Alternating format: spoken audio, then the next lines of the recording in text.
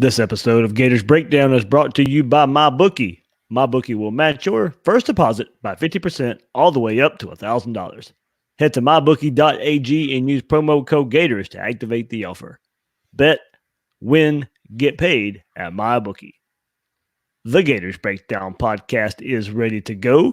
I'm your host, David Waters, and you can find me on Twitter at GatorDave_SCC. And joining me for this episode is Will Miles from his site readandreaction.com and on Twitter at Will Miles SCC. Will, it was the last game of the season, and I got asked plenty of times from the Harmonic Woods crew tailgate group that wanted to know where Will Miles was because it's the last game of the season and he didn't make it to a game this year. No, it was disappointing. Didn't have an opportunity. I got down right after the Miami game to Gainesville, and that sort of took up my vacation time and my funds. But we'll make it down for one next year, and maybe even make it down for the Orange Bowl if Florida can make it there. I'm hoping that that'll be able to work out. But it's starting.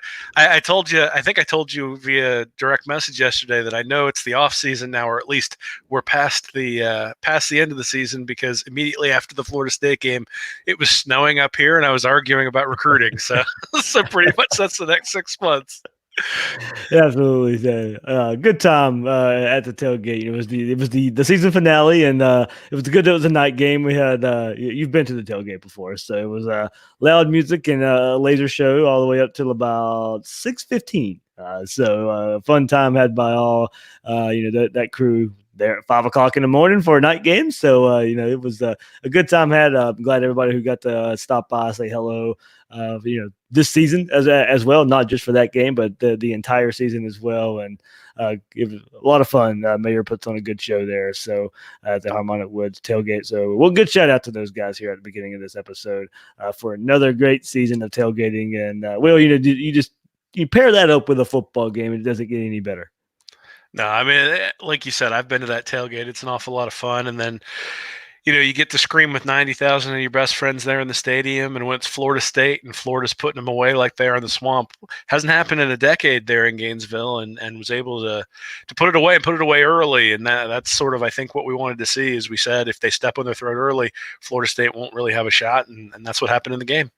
Yeah, absolutely. So we'll get into some of the Florida State talk, get Will's thoughts on that, his latest article there in detailing his thoughts on Florida State and what Florida did, it was so well in that game to put that game away early, like he said, as well. But the big news, of course, we'll hit on.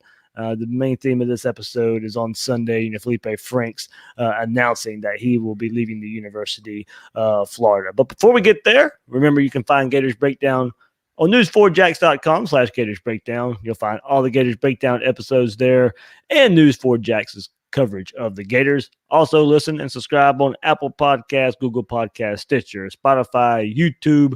Some of you are listening on YouTube live right now, so thank you so much for that. When using those services, please share, rate, and review the show. And on social media, follow Gators Breakdown on Twitter and Facebook at Gators Breakdown. And later on this week, we'll get the final edition of Talking with Troop, where former Gators tight end Ben Troop joins me.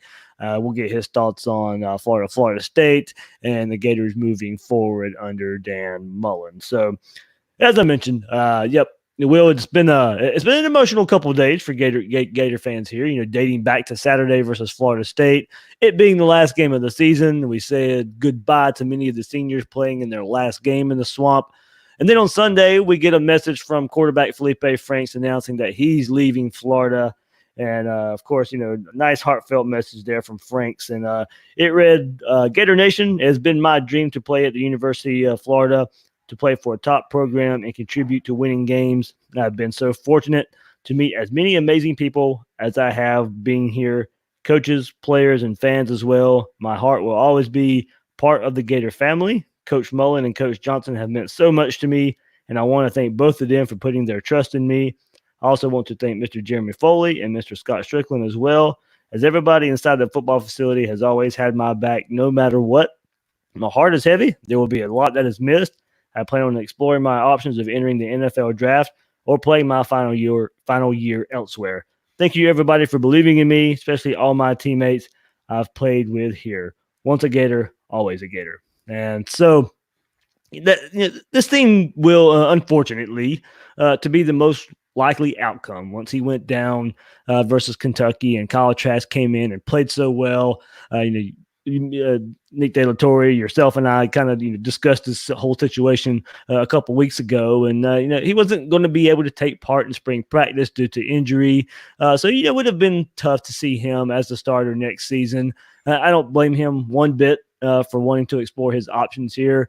He's given his heart and soul into being the quarterback at the University of Florida. And he leaves a mark at the University of Florida as being the quarterback that helped Florida football turn around under Dan Mullen. He took to Dan Mullen and changed his play style because of what the team needed. He didn't imagine himself being used as a battering ram at times. The style of quarterback that he was originally signed under Jim McElwain, it was not even close to that. But here he was last season, and as the season went on, being that willing runner Dan Mullen mentioned so much and often, and taking Florida to blow out wins versus FSU and Michigan to end last season. But most importantly, besides all that stuff on the field, he cared about being a Florida Gator, and he wanted and tried and worked so hard at being the quarterback at the University of Florida. And look, that's all we really could ask for from Feleipe Franks. Yeah, I mean, I think it's clear that he improved. I think it's clear, and I think it's interesting. I'm not sure people necessarily think about the fact that he won the starting quarterback job in 2017. He won it in 2018. He won it again in 2019. So he's really been the incumbent starter for 3 years. Now, there were some questions around whether he should be in 2017 and early in 2018, but, we've seen him steadily improve. We've seen him become a better quarterback. And, I think Trask, from the standpoint of being a pure pocket passer, I think was maybe more advanced than Franks, but there's a reason that Franks was playing over him this year, and at least at the start of the season. And obviously you have the unfortunate injury, but this is the logical conclusion I think that most people thought was going to happen, just because you've got Trask, who's sort of proven himself as the incumbent. You've got Emory Jones, who's going to push Trask, and then you've got Anthony Richardson coming in as well. And at some point, someone was going to have to be the odd man out, and not being able to compete for that job in the spring was really going to put him behind the eight ball. And you don't necessarily know whether he'll be fully recovered by the time fall camp comes around either. And so Florida wasn't going to be able to rely on him, I don't think, or at least with a whole lot of certainty. They weren't going to be able to guarantee him anything. And so it certainly makes sense that he would look to go elsewhere and explore his options. And with this, it came a day after Florida's last game in the season finale against FSU, and I tweeted this out there too, giving kudos for waiting until after the season to announce as well. He could have done it before the last game. He could have done it during the season, and it would have garnered headlines, and that would have taken away from what the team was doing and the focus that goes into preparing for games. One last stand-up moment from him, and I mean, you go back to the HBO documentary that was on Florida, and you had Mama Mullen, of course, Dan Mullen's wife, Megan Mullen, making sure that she could take care of him during the surgery time, and bringing him food, and you could go back to that and how much it all meant to him. And he's breaking down in front of the cameras, and that's there. He's hanging out with his teammates. You saw how much his teammates loved him. You saw how much the coaching staff loved him, and all that. So it just always a stand-up guy. Always had to take a whole lot of criticism. Always had to get thrown under the not always, but got thrown under the bus by Jim McElwain at times there. So he had to go. We talked about those seniors, and then he came in with a lot of the seniors that we were getting to say goodbye to on Saturday night. We talk about everything that they stood for, and a lot of those guys, as I say, came in with him, and you could just tell the camaraderie that was between them and Feleipe Franks. Yeah, I wrote about this in an article I released today, just talking about Franks and when he went to the program, and sort of my take on the criticism that he took and whether that was fair or unfair. But putting aside the football ability, I think one of the things that you have to admire is that when McElwain was getting up to the podium and blaming his players and then blaming the fans, Franks was up at the podium saying that he needed to do a better job, and he was sort of shouldering the burden for all those guys in the locker room. And I think people were surprised maybe when Franks won the job in 2018 under Mullen, because they expected either Emory Jones to get a shot, or they expected just something different than Feleipe Franks, because he wasn't necessarily a perfect fit for the offense. But one of the things when you go back and think about it is, he was probably, just from the standpoint of the amount of trust that he built during that 2017 season with his teammates, the camaraderie there. I think that's something that maybe we underestimated going into that 2018 season, because he did take the bullets for everybody. He did shoulder that burden. He was the lightning rod of criticism, both on Twitter and elsewhere. And the other guys who weren't necessarily playing very well in 2017 didn't have to get any of the criticism, because it all fell on Feleipe Franks. And they knew that in 2018, or they knew that this year, if things went south, if things started to go poorly, he was going to shoulder that burden. And really, that's the kind of teammate that you want. That's the kind of teammate that you hope to be. I mean, that's the kind of thing you hope you teach your kids, that you take responsibility for when you're not performing up to specification. You hold other people accountable internally, but externally, you make sure that everybody knows that it falls on you. And I think that bodes well for Franks, not just as a football player, but as a person moving forward, that he's shown those characteristics, and even when he wasn't necessarily playing fantastic, really built a level of trust and a level of buy-in from his teammates that I think then carried over when Mullen took over. I mean, on Saturday night after the game against Florida State, Mullen commented on the seniors who all bought in, but Franks buying into Mullen coming in, I think, is a big part of why the team has been able to be as successful as they have. And sort of the selflessness that's permeated the team. Again, I think those are characteristics that Franks has shown in his 4 years there in Gainesville, and it's something that everybody should be very thankful for. And of course, we'll have plenty of time, Will. But it's pretty clear now, and we'll discuss it here a little bit. We'll have all the time in the world to talk about the quarterback coming up for next season. But this does clear up the quarterback position a bit after of course we got a bowl game left, but pretty much for the season's over with, and so heading into next season, we have a pretty the quarterback situation is a little more clear now. Kyle Trask, Emory Jones will be the only quarterbacks on the roster next season with any experience.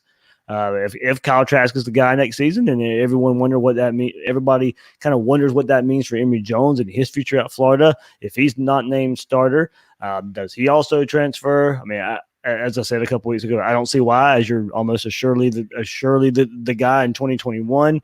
If you transferred, you'd more than likely would have to sit out 2020. So to me, it just makes the most sense to me that if Trask is the starter, then he can still come in, play a bit, develop one more year under Mullen, and then take the reins in the next season. Or maybe he's taken enough steps and there's a competition in the spring and he goes out there and wins the job over Trask. So look, this offense without these senior wide receivers and P. Ryan's going to look different next season. The hope is the offensive line will get better, but that's an unknown. And I have confidence in Dan Mullen that he'll make whatever he has work. But in how all the pieces surrounding the quarterback come together can determine, who is the guy next season. So I think Trask is for how well he played this season. But it is certainly worth keeping an eye on and watching right now. Yeah, well, I mean, I think these guys are at a certain place. The question is, where are their ceilings? And if Trask can take a step forward in, not necessarily like Joe Burrow did last year, but from the standpoint of Burrow got considerably better from his first year as a starter, which was his third or fourth year in a program. And then now, obviously, Burrow going to win the Heisman Trophy. And you don't necessarily expect that from Trask, but you do expect him to be able to take a step forward. But you also expect that from Emory Jones, right? That the experience that he's gotten this year, being able to watch how Trask prepared behind Feleipe Franks as a backup quarterback, but being prepared to be the starter. And, and then obviously the running ability that he brings to the table as well. And then we've seen, I mean, it's a good position to be in, to have two quarterbacks in the quarterback room that you can trust and rely on and that you think can win you games. And we saw this year, both with Franks in terms of him going down and having Trask in the background, but then also in that game against Auburn, Trask went down and Emory Jones was a big part of sort of driving down and stabilizing the team after Trask went down with what looked to be a relatively serious knee injury. And thankfully he was able to come back from that, but still, Emory Jones has seen how quickly he can be the starting quarterback, even if he ends up being a backup next year. So to your point, transferring probably doesn't make a whole lot of sense. It only made a lot of sense if Feleipe Franks was starting, Kyle Trask was backing up, and Emory Jones was third string again. Then it makes some sense, because if you're doing it that way, you're kind of telling him what you think about his prospects as a quarterback, and you're sitting while you've got Anthony Richardson learning there as well. And so then you're going to have to compete with him. But that's the reality in the SEC. I mean, if you're a quarterback, you're going to have to compete for the spot because there's only one ball to go around. And Jones has proven that he's got some talent, but Trask has too, and I think it's a good position for Florida to be in, to have two guys competing for that position, if both to push each other, to push the team, but then to push the guys like Richardson who are coming in and going to experience that for the first time. And not only that, another offseason where, look, I mean, we all give Dan Mullen a whole lot of credit for being able to figure out Leak and Tebow in that situation. But, there were at times, we've talked about it ad nauseum, the quarterback rotation looked clunky at times this year. So another offseason, too, where you can work on that. You can, work on situations where you think Emory would be better suited to come in and maybe, start a drive and finish a drive or maybe pass the ball a little more. But we know all the fans' complaints there. We heard them as well. So, it's another offseason of figuring out the pieces on offense. There's a lot changing with this offense. The offensive linemen, of course, you hope are a little more experienced. You'll have to figure out the interior a little bit more. You'll probably shuffle the tackles around as well. So just because where guys played, the four that are still going to be back next year, but just because of where they played at this year, I don't think that necessarily means they'll play in those same spots next year. And as we said, you're losing P. Ryan, you're losing these senior receivers. So there's going to be a lot to figure out with this offense. Yeah, but I mean, that's been the way it has been in Florida for the last decade, right? I mean, 2009, I think a whole lot of guys were coming back, and that was sort of maybe the last time that there was as much certainty on the offense as there was this year coming in. And then obviously next year you're losing all the wide receivers, but I think there's quite a bit of certainty at quarterback. I mean, regardless of which one of those guys wins the job, that there's going to be pretty solid play coming out of that position. As far as the Tebow Leak comparisons that we've talked about, one of the things that I think maybe is underrated there is that Florida's had to figure this out on the fly, because Feleipe Franks had a completely different skill set than Kyle Trask. And so the way you would use Emory Jones to spell Kyle Trask is very different than the way you would use Emory Jones to spell Feleipe Franks. And so I do suspect that some of the things they probably prepared Emory Jones for all season long wound up sort of going out the window once Trask was in there. And then it was, and to be honest, Mullen very clearly went away from the running game because he thought that was what he needed to do to move the ball.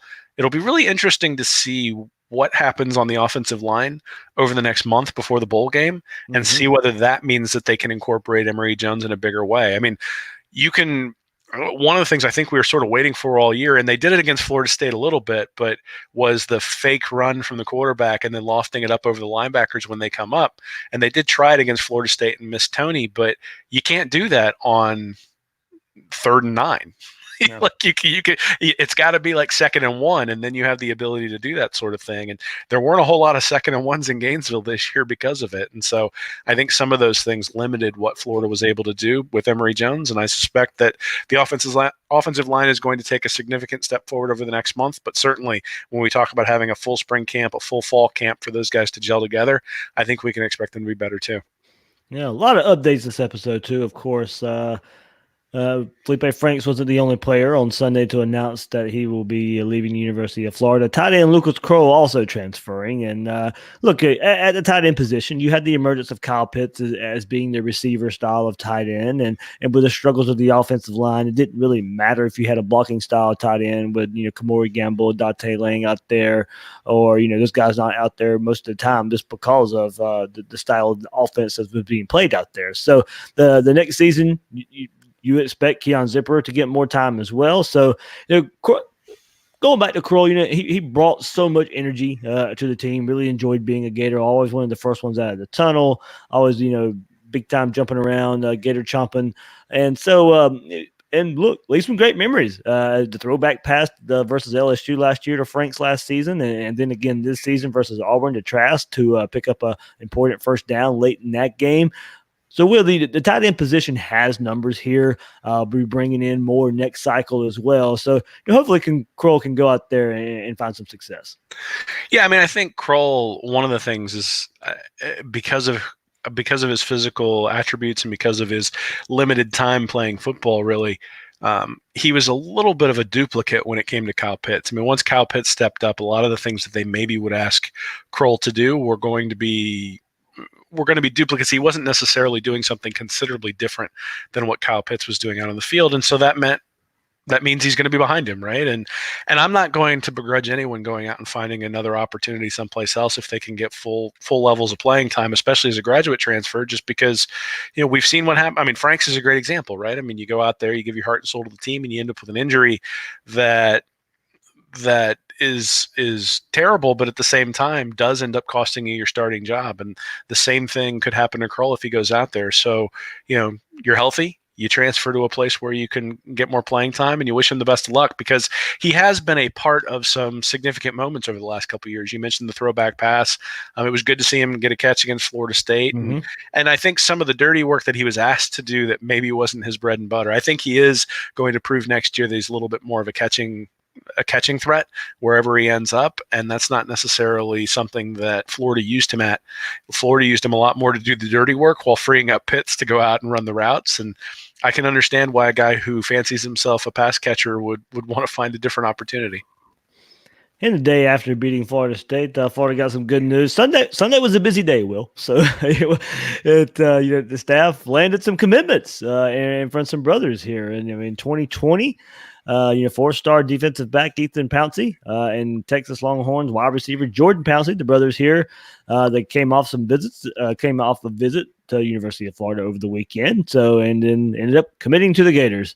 Ethan, of course, was a previous commit of Texas there, and he ranks as the number 151 overall prospect in the 2020 recruiting class and the number 10 cornerback. And 24/7 Sports offers this analysis of him. Quote, possess good height and length with a slender frame. Will need to continue adding bulk once he gets to a FBS level strength and conditioning program. Lacks verified times, but appears to have well above average to very good long speed, has an easy gait, and shows ability to run away from the opposition in the open field. Is one of the more prolific pass defenders nationally in the 2020 cycle, with 8 interceptions and 21 pass breakups in just 12 games as a junior. That was his stats last year. Has exceptional instincts and ball skills at cornerback, shows high level anticipation in reading the receiver and jumping shorter routes, triggers and breaks on the ball with outstanding quickness, effortlessly. I can't say that effortlessly. Locates and tracks the ball downfield, oftentimes finding the ball earlier than the opposing wide receiver. Ball skills are some of the best we've seen on video in the 2020 cycle. Plays with aggression and confidence, which also transfers over into defending the quick game and tackling in space. We need to continue adding strength to his frame to help in that regard at the next level. Can also continue improving his press man coverage. Projects as a multi-year starter with upside of developing into an early round draft pick. So quarterback coach Torian Gray and Kewan Ratliff here were instrumental here in reeling in the duo. Jordan Pouncey comes in at a graduate transfer at the wide receiver position from the University of Texas there. So there'll be some chances for him to get on the field with all the losses at receiver. He redshirted in 2017, recorded no stats in 2018, and only caught 2 passes for 19 yards this past season. 24/7 Sports ranked Jordan Pouncey as the nation's number 837 overall prospect in the 2017 recruiting class, and the number 113 wide receiver that cycle. So, as I said, chance for him with all the seniors leaving that he can get on the field, crack that rotation there. But we'll definitely have to prove more than what he did at Texas. But it does look like Will, as far as Ethan Pouncey goes, for the Gators are getting a star at the quarterback position. Yeah, I think when it comes to Jordan Pouncey, one of the places you should probably look to him to make an immediate impact is special teams. That's one of the places where the loss of a guy like Freddie Swain is something that Florida is going to feel. It was funny, we had just talked maybe a week or two ago about Swain never dropping any sorts of punts, and then he made the mistake where Florida State was had too many men in the backfield, but muffed a punt there. But there hasn't been one of those in Gainesville in a really long time, and those things go unnoticed because he didn't necessarily return the ball. You didn't see a lot of touchdown returns from him. It wasn't a real dynamic punt return, but those punt returns are important when the guy's back there catching the ball. And guys like Jordan Pouncey can come in and make an immediate impact in those sorts of roles, even if they're not necessarily stars at the receiver position. But like you said, he's going to get an opportunity to do some things in that space because of because of because of all the defections and the guys who are leaving. And then when you get to Ethan Pouncey, I mean, I think one of the things we should say, I know there's a lot of criticism that goes around with recruiting with Dan Mullen, and I'm part of that in some respects, but they've got 7 top 100 guys, and 6 of them are on the defensive side of the ball. So from a defensive recruiting perspective, they're actually doing a very, very good job. You got Dexter at defensive tackle, Wingo at linebacker, Rogers at corner, Powell at defensive end. And then you got Isaiah Walker at offensive tackle, but then Ethan Pouncey at cornerback and Johnny Brown at defensive tackle. Those are all their guys who are in the top 200, and Pouncey is one of those guys. And certainly, I think we've all sort of suspected throughout the year that C.J. Henderson was going to go to the NFL. There's also been some discussion about Marco Wilson, whether he'd go. I know there's probably some discussion now and some decisions to be made at the safety position as well, with some of the guys who've been back there, Sean Davis and Stewart and some other guys as well. So it's possible it's going to be a pretty thin defensive backfield, and so Pouncey should have an opportunity to get on the field relatively quickly. Particularly, you mentioned some of his coverage skills. I think that's one of the things that they're going to need on the outside is a guy who can be a lockdown corner, and Pouncey certainly has the profile of a guy who can turn into that kind of player. And then some more good news over the weekend, and dating back to last year's recruiting cycle, is offensive lineman from the 2019 class, Wardrick Wilson, says he expects to be officially part of the Florida Gator team for the upcoming January spring semester. As he said, his visa issues have been resolved. 6'4", 305 pounds, was rated a 4-star offensive lineman, 372nd ranked player in the country, playing out of Miami Carroll City, but from the Bahamas. So that's where the visa issues come in there. We know Florida needs all the offensive linemen they can get, and Wilson's was a big one last cycle. Yeah, it's actually going to be interesting to see how Wilson works into the equation, because there have been a lot of guys. I mean, Florida recruited an awful lot of offensive linemen last year. They didn't all make the field, but you had Ethan White, obviously, who got out there, but you had Michael Tarquin, who didn't get out there, William Harrod, who didn't get out there very much, Riley Simons and Kingsley Guaquin, who didn't necessarily get out on the field an awful lot, but those guys have been developing now for an entire year in the program.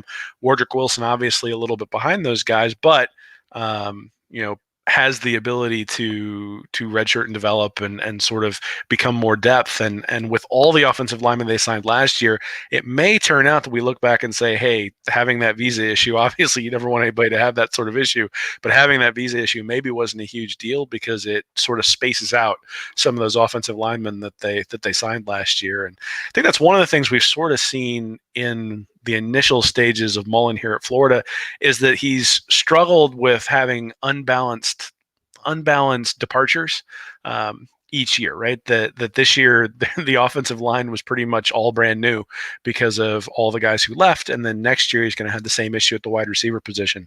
And so starting to balance those things out is going to be an important thing to do, so that you're losing 1 or 2 offensive linemen and you don't have to break in a brand new starting 5, or that you're losing a receiver or 2 instead of having to replace everybody who's out there. And I think Wilson coming in is probably part of him being able to space those guys out. And then obviously he's a 4-star guy, an offensive guard, and guard has been a space where Florida has struggled, particularly in the running game. Some of the pulls that are asked in the scheme, that Hevesy that usually does a pretty good job of coaching, but requires sort of a mean streak. And if Wilson can show that, I do think he'll get some playing time early, because certainly there's an opportunity there. Yeah, and not only that, I mean, maybe he can slide in at tackle too. We've seen a lot of these offensive linemen in Florida be able to do cross train these guys. So it's very beneficial there that you can find offensive linemen that can do that. So Wardrick Wilson looks like he'll be on campus. So he says there in January. So worth keeping an eye on there. Coming up later, we'll have some Florida FSU talk. We'll go take a look back at the final game of the season, and we'll get Will's and our thoughts on the bowl game as well, and where Florida can be ranked heading into tomorrow night's college football playoff rankings and what that means for the bowl game. But before we get there, MyBookie is the place for you, because they let you turn all your sports knowledge into cash in your wallet. Between conference championship games this weekend, the NFL, NBA, and college basketball season, it's time to get off the sideline and get in on the action with MyBookie. Doesn't matter if you're an experienced bettor or a first-time customer, MyBookie welcomes all to come play. So quit waiting around and sign up today. If you're the kind who likes to bet a little and win a lot, then try a parlay. Pick your locks for the week, put them together in one parlay bet, and when they all come through, the rewards will be huge. So right now, MyBookie will match your first deposit by 50% all the way up to $1,000. Use promo code Gators to activate the offer. Visit MyBookie online today at mybookie.ag. That's MYBOOKIE.ag. And don't forget to use promo code Gators when creating your account to claim the bonus. Bet, win, get paid at MyBookie. So we'll go back and looking at your article for the big win versus FSU, 40-17 victory for the Gators. And you made sure to point out, what has happened the past 2 seasons here. And the Gators have totaled 644 yards passing on 68% completions, 7 touchdowns, and no interceptions against FSU. And as we discussed earlier, Feleipe Franks was a big part of that last season. And we'll remember him lighting up FSU secondary last season and getting, Florida's first win in quite some time versus the Noles. Kyle Trask just did it again on Saturday night. Will, man, the gap. Talent gap may not be huge on paper. When these two teams get on the field, it has been pretty big the last 2 seasons. Yeah, well, this is one of those things where I think development does make a difference, right? Like under no circumstances do we believe that you don't need a good coach, or that a good coach is something that a good on-field coach is something that should be dismissed. We just sort of look at the recruiting and say, hey, that's a big component of being a coach at the college football level. And, the Gators have struggled at the quarterback position really ever since Tebow left against Florida State. Last year in my preview, it was just there were games where Florida had like 80 yards passing and a ton of interceptions. And if you look at the previous, I think it was 4 games, I said in the article, in terms of total yardage, they equaled that yardage in the last 2 under Mullen. And that's not just against Florida State. I mean, obviously Florida's offense is much better under Mullen too. I mean, it was in the bottom 100, or it was in the hundreds in FBS the 3 years under McElwain and Nussmeier. It's been up in the mid 30s, and I think that's attributable to the quarterback play, and particularly this year where there wasn't much of a running game. And let's be honest, they didn't even try to run the ball against Florida State. I mean, they had the one kind of, well, I guess it wasn't a reverse to Tony. They had the one little jet sweep to Tony where they threw him the ball, so it would have been a pass. But beyond that, there wasn't a whole lot at the line of scrimmage other than the screen passes. And, at some point, Mullen just said, this is who we are, and went with it. And the team has been able to react to that. And, Trask, Trask has been unbelievable in his ability to carry the offense this year. He's the reason they were in the game against LSU. He's really one of the reasons that they were still in the game against Georgia late, even though the offense was struggling at times, or at least continued to stall out at inopportune times. But again, against Florida State, in that second quarter, they put up 23, and it was like that. I mean, it was 7-7 at the end of the first quarter, and all of a sudden it was 30-7 within the blink of an eye, and that's attributable to both the wide receivers and their capabilities. But Kyle Trask has proven to be not just a backup quarterback, but proven to be a quality starter in the SEC, and I think that's attributable to him and the work that he's put into it and his ability. But I think it's also attributable to Mullen and making sure that these guys are ready to go. And I'll go back to one play, and I highlighted it on yesterday's podcast as well with Will Salmon, and you highlighted it in your article. That the throw to Van Jefferson, where he's having to take a few steps to his right because he's feeling pressure a little bit behind him, and just the dart he throws. I mean, the FSU defender not far at all from Van Jefferson. It's to the back of the end zone. The ball could have only been thrown there. He had to, like I said, he had to move his feet to get it there. I mean, that was a big boy throw. That was, as I said yesterday, if not, it was the best throw of the game. It might have been his best throw of the season. Yeah, it's funny because I actually think his best sort of pocket awareness play was the one right before that, where the defensive end for Florida State beat Florida's tackle, and Trask 7 games ago gets drilled in the back, the ball's fumbled, and Florida State takes it, and the game is completely different. But in this play, Trask felt the pressure, drifted to his right, and just threw the ball out of bounds before he got hit. And it seems like a very, hey, it's a standard play to not take a sack, to not fumble the ball, to feel the pressure and move in the pocket. But the play you're describing, which is the play right afterwards, he sort of did the same thing, right? Where he felt the pressure, moved away from it, manipulated the pocket so that he could throw the ball to Jefferson, who was open, and then laid it in there behind the safety who was trying to scramble back because Florida State had sort of blown the coverage on that one. And I think that more than anything maybe is the thing that we should take away from this game in terms of looking at Trask and where he potentially can go as a starting quarterback. Because even though Florida State isn't a very good team, being able to manipulate the pocket, being able to feel pressure, being able to become more advanced in terms of having that clock in your head when you need to get the ball out. But Florida State didn't have any sacks. And some of that is because of the offensive line, but some of that is just because Trask was getting the ball out. He was getting the ball out early, and he was making the right decisions, getting the ball to the right place. And I think that really bodes well for Florida in the bowl game and then also next year as well.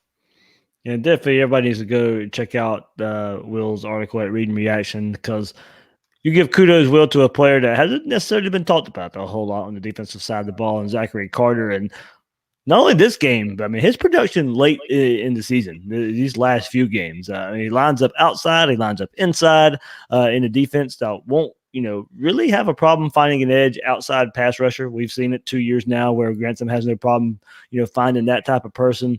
But Florida may have unearthed something here in Carter where he can be a utility tool in this defensive line. Yeah, well, I mean, he started out first 5 games of the year, had 9 tackles. He had a half a sack and a half a tackle for loss. Since then, he's got 16 tackles in the last 7 games, 16 tackles with 4 sacks. So he's really stepped up. He's really stepped up his ability, and he's in most circumstances replaced some of the guys who were in there on the inside on third downs. And from a pass rush perspective, there was a little bit of a lull there in the LSU, South Carolina, Georgia game in terms of being able to get pass rush. And over the last 3 or 4 games, certainly Florida's played a little bit worse competition. But at the same time, I think a lot of the reason they've been able to get to the quarterback is because Carter has been there at the end, which has allowed Grenard to spend more time at Buck, even with Jabari Zuniga injured. But then he's also been able to slide inside, and then they brought in guys like Diabate and Bogle on the outside as well. So you've got a small guy, but then you've got a guy in the center who can hold the line of scrimmage in case there's a draw, in case there's a quarterback scramble, those sorts of things. And Carter's proven adept at doing that. And one of the things that you need in the Grantham defense is a guy who's big enough to set the edge at defensive end, because really the goal is to allow the linebackers to flow to the running backs and then allow the buck to do all of the pass rushing.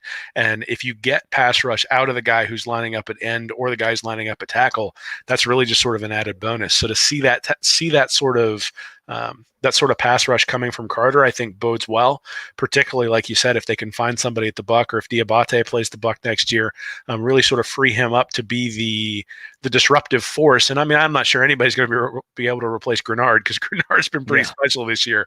But if you can find somebody who's got some of those abilities, and maybe even Jeremiah Moon coming back and being able to show that, not having to put that guy as your pass rusher at the defensive end really makes a big difference.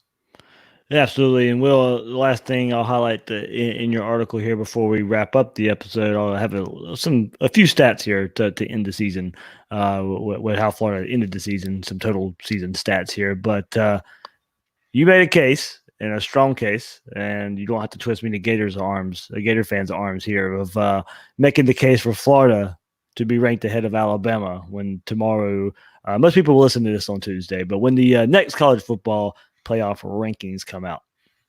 Yeah, well, I mean, it's important because if Florida comes out ranked ahead of Alabama, then Florida goes to the Orange Bowl. So it's important, I think, just from the standpoint of perception of the program and those sorts of things. It's also important because I want to go to the Orange Bowl. So we need Florida to be ranked in front, because I want to go to the Orange Bowl and drink with some of my buddies and make sure we have a Gators Breakdown party down there. But I mean, you look at it.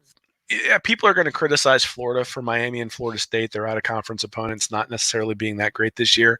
But, I mean, come on. Alabama's was Duke. I know. Duke, New Mexico State, Southern Mississippi, and Western Carolina. I mean, now Duke did beat Miami. Okay. Well, that's just for our own entertainment. Well, but again, I go back to if you look at who Alabama beat. Their overall record was 44-64.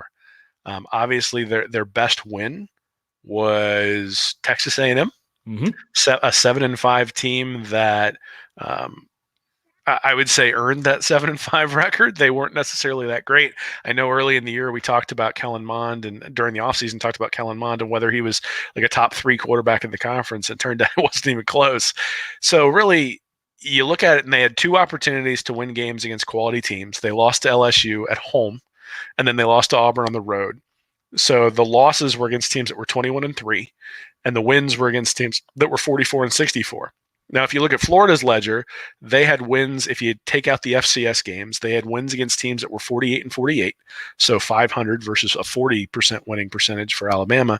And the losses were against teams that were 23-1, and that's sort of where you hang your hat. If you're Florida, you lost to 2 teams that are really. I mean, you lost to the 2 teams that are in the SEC championship game, and really, I think put up just as good a showing against LSU, but that one was on the road, and lost by a touchdown to a Georgia team on a neutral site, and then beat the Auburn team that just really took it to Alabama. And, I know that game was close. I know it was a field goal, and Alabama had the opportunity to tie it at the end. But, the reality is that Alabama was really struggling to stop Auburn's offense.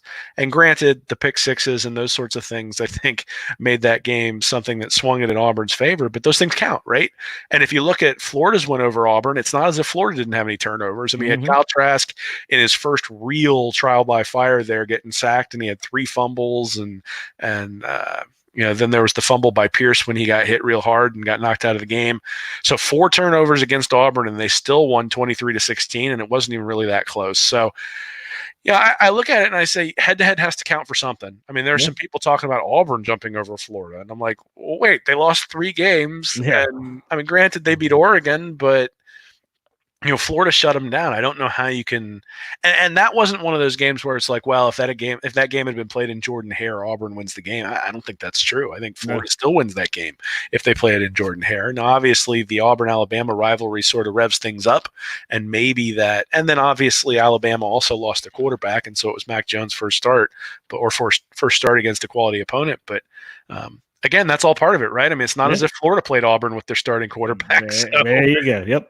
So again, I think you just look at both resumes, and the only reason that you put Alabama in front of Florida is because Alabama was good in 2012 or 2015 or 2017. Yeah. Like, nothing they have done this year indicates that they are a higher quality team than Florida is. And if you're going to have a committee looking at resumes and trying to decide where to put people, I don't know how you can look at these 2 resumes and not have Florida come out in front. And, I mean, if it was close, I'd tell you it's close, right?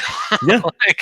And if they'd have played, Oregon to start the year and had beaten Oregon, I think it's a different story, because then you've got a big win over a Pac-12 team. Like if it was Auburn who was 10-2, yeah, I think it would be a very different story. But it's not Auburn. It's 10-2. It's Alabama, and Alabama hasn't won it, hasn't earned anything in 2019. And I think that's hopefully the thing that the committee will take into account, is that had they beaten Auburn, I think you could make a case that they beat a quality team, and that at 11-1, maybe they deserved a shot at the playoff. But even that was going to be a rough one, just because of the quality of their schedule. And I think with this loss to Auburn, clearly from a ranking perspective, Alabama should be behind Florida. The only reason they'd be ranked in front is because I do think that the betting line, Alabama would be favored if they played Florida on a neutral field. But yeah, they would be. Yep. But at the same time, I mean, do you have confidence that? Yeah. I think I'd go into that game with a whole lot more confidence than I have playing Alabama the last decade. Yeah, because absolutely. This team clearly has proven that they are gettable, that they make mistakes, and with Mac Jones in there, who knows? Absolutely. So, we'll take a look at last week's college football playoffs rankings as kind of the guide here. But of course, Ohio State, LSU, Clemson, there's your top 3. You're probably going to stay that way after this week. I'm picking LSU to beat Georgia, and Ohio State to beat Wisconsin there. So I think your top 3 stays there. Then you got Oklahoma, Baylor, the winner of that game, and Utah fighting for that 4 spot. But that doesn't really affect Florida in the Orange Bowl here. Minnesota was 8 last week. They lost. They'll drop below Florida.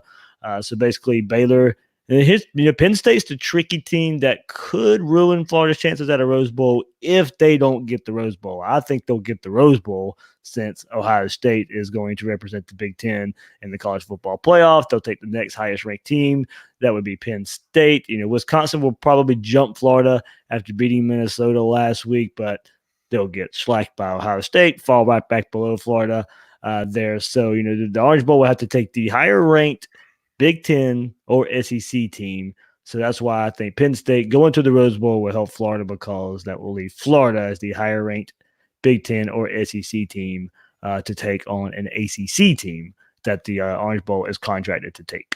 Yeah, so that's a big mouthful. I know Thomas Goldkamp over at 24/7 wrote a really nice article that sort of laid out all of these situations. And worst case scenario, I think Florida ends up in the Cotton Bowl. But then you're playing a Memphis or Cincinnati or something like that. And while I love seeing Florida play and I like seeing them in a major bowl game, I'd much rather see them play a Power 5 team from the ACC, and then I'd like. And it's harder to get to. Absolutely, absolutely. That's absolutely true. But I think the thing that most people should probably take home from this is that, unfortunately, you probably need to be rooting for Ohio State this weekend, because the thing that would really throw a wrench into things is if Wisconsin beats Ohio State, and all of a sudden now Ohio State isn't going to drop below Florida. Wisconsin, if they beat Ohio State, will be in front of Florida, and Penn State already is in front of Florida. That's sort of where you end up in a situation where Florida starts dropping on the bowl schedule, just because there's so many Big Ten teams that'll be in front of them. Right, and that's the one we have to watch too, because then Wisconsin may get the Rose Bowl. And then, as you said, Penn State, the Orange. So that's why I think it's really important to watch, because Penn State did struggle versus Rutgers for a lot of that game this past weekend. So maybe there's a chance Florida jumps them anyway, but still worth keeping an eye on. Yeah, well, it's interesting. The Alabama loss helps Florida from the standpoint of Alabama should drop below them. But I also wonder if it helps them because Auburn is now viewed in a much more favorable light than they would have been if they were an 8-4 team, right? So the committee has said they want to look at the whole body of work. Well, and the committee would have looked at last week and they would have said, Florida beat an Auburn team that's going to be kind of borderline top 25 after they lose by Alabama by 3 touchdowns. All of a sudden they beat Alabama, and maybe the committee goes, that win was a lot more quality than we thought, and then takes another look at, they were really close to LSU there until sort of late in the third quarter, and even late in the fourth had an opportunity to tie that game. In Georgia, they only lost by a touchdown. That game was a lot closer than maybe people thought.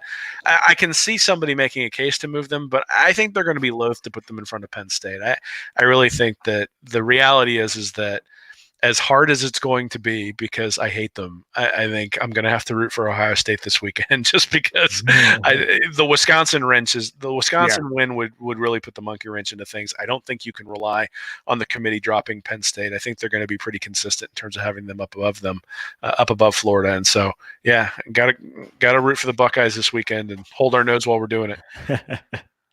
Absolutely there. So, all right, Will, one last look at some numbers here for the season, some season numbers here.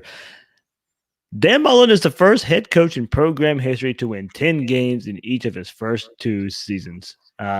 Remarkable there, Will. You had Spurrier, you had Meyer there. McElwain, his first 2 good years as well. But those were 10 and 9 win seasons. Dan Mullen, the first one with 10.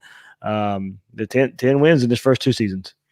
Yeah, you got to be a little bit careful with that, just because they played a lot less games back when Spurrier was there. That's very true. And McElwain did have a canceled game. Yes. Would have got 10 as well. But, just for the sake of it, there it is.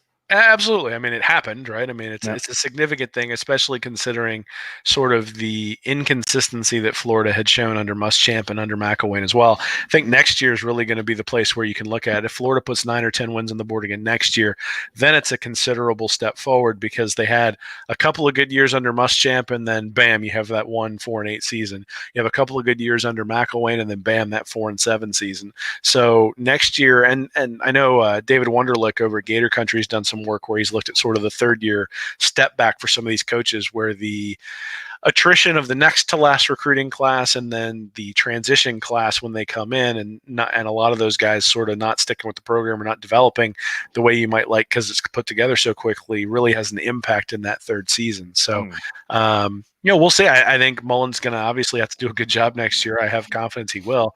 But that's the one where I'd look at it and say all these other coaches who have not made it showed a drop off in year 3. Even Urban Meyer showed a drop off in year 3, but it was obviously a lot less severe than the drop off of McElwain. And a drop off in year 3, and you had a quarterback win the Heisman Trophy. Yeah, So, hey, I'll take it, man. If they go 9-3 next year and Trask wins the Heisman, I'll take it because I think that bodes well for 2021. So, but yeah, I mean, you can't take anything away from him, right? He's got an opportunity to get to 21. And anytime you win 11 games or 10 games in the SEC, I think it's a big deal. And certainly from where the Florida program has come to how people feel about it now, last year, I think there were some times in the game against Georgia, it felt like Florida was outclassed. In the game against Kentucky, even in some respects, it felt like the Florida team was outclassed. There was not a game this year where I felt like Florida's team didn't have an opportunity to win and that they were completely outclassed. There were some things that I thought were questionable in terms of coaching decisions against Georgia. There were certainly, I think Georgia was the better team, but at the same time, it wasn't like it was night and day. And then LSU, I think, has proven they're a really, really, really good team this year, and Florida stood toe-to-toe with them. And, if they had called a holding on Tyree Cleveland there on the interception that Trask throws in the end zone, who knows what happens in that game. So I think that's really maybe the progress that we've seen this year, is that Florida has been a worthy opponent for everyone that they've taken on, and that's all you can really ask in year 2. Obviously, the Georgia bugaboo is going to have to be taken care of eventually in the next year or 2. But I'm not sure what else you could have asked for him. If you'd have told fans the day that McElwain was fired that they were going to hire somebody who was going to come in and win 10 games and the Cotton Bowl or on the Peach Bowl, and then 11 games and the Orange Bowl in his first 2 years, I think you would have taken it. So if Mullen can pull off that Orange Bowl victory, then I think, again, going back in time, everybody would have taken it.